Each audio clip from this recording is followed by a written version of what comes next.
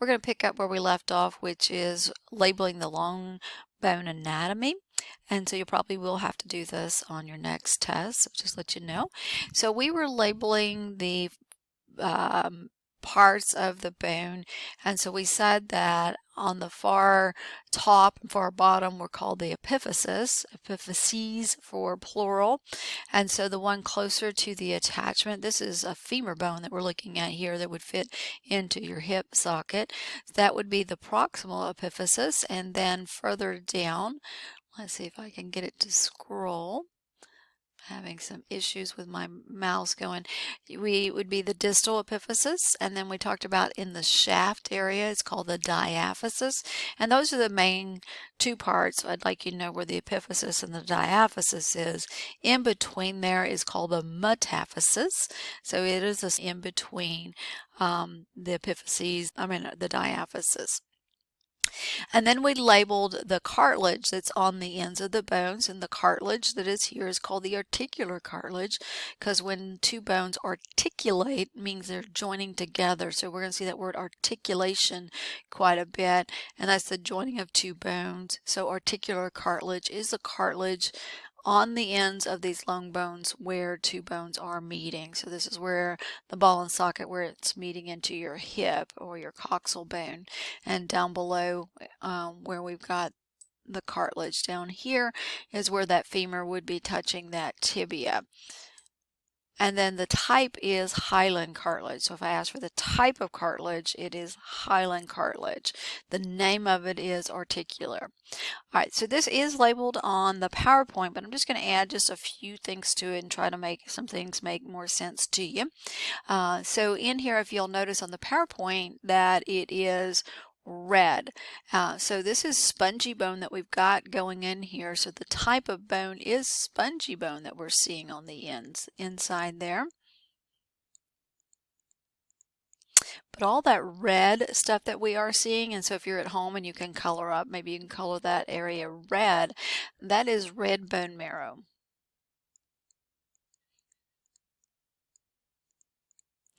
And us as adults, that's where our red bone marrow is. And red bone marrow is responsible for hematopoiesis.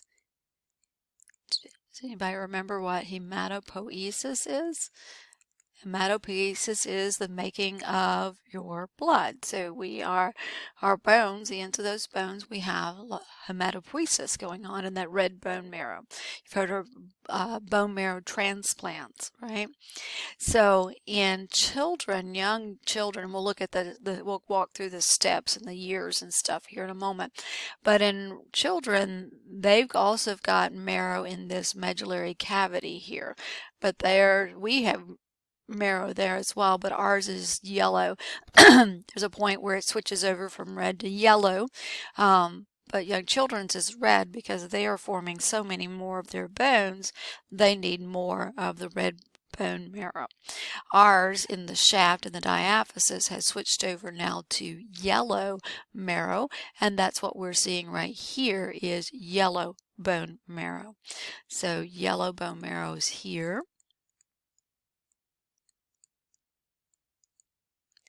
And yellow bone marrow is responsible for storing fat.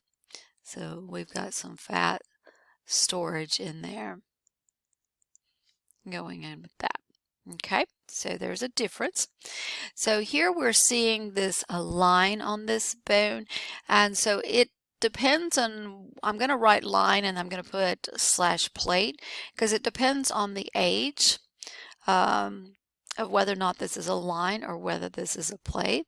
This is called the epiphyseal. If I can slow down, I can say it.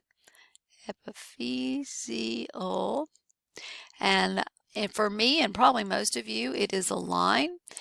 But for some of you, I don't know, some of you may be younger, oh my goodness, I almost started growth plate. Epiphyseal line or epiphyseal plate. If you are still growing, yours is a plate. I stopped growing when I was like 13, if you can't tell. Mine has been a line for a long time. They could tell through x-rays that mine had closed up and it has a line. If you're still growing, it's called the epiphyseal plate. If you've stopped growing. It's called the line. This is what happened. We're going to talk about how this happens. But that is when the bone was lengthening, so as you were growing taller. So if you are growing taller and longer, you still have a growth plate going on in there. Mine's gone for a long time. All right, so we are looking inside a bone here, so it's kind of hard to tell what's pointing at what here. So I'm going to say that this is just pointing to the outside of this bone, and the outside of this bone we are seeing compact bone.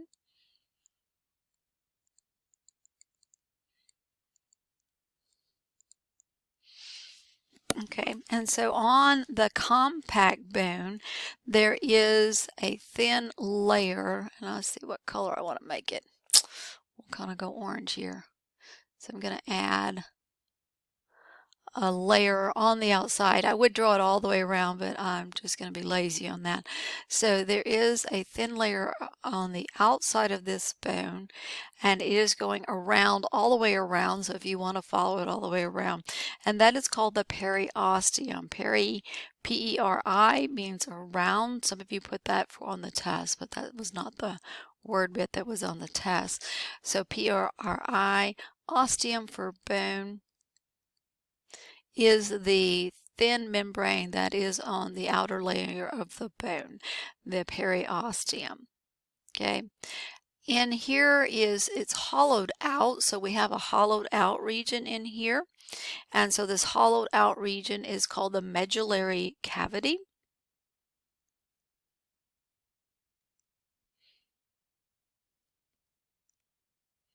And we'll talk about how it got hollowed out.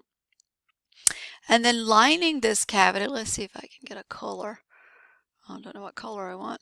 So lining this cavity here is another layer. So we had a periosteum lining the outside compact bone, and then there's a thin layer here also lining the inside, lining the medullary cavity. So the compact bone is got two layers there. So lining the inside is called the endosteum. E-N-D-O, and then endo means inside, endosteum. So the osteums are the lining layers. Okay, so this one lines inside, and the periosteum lines the outside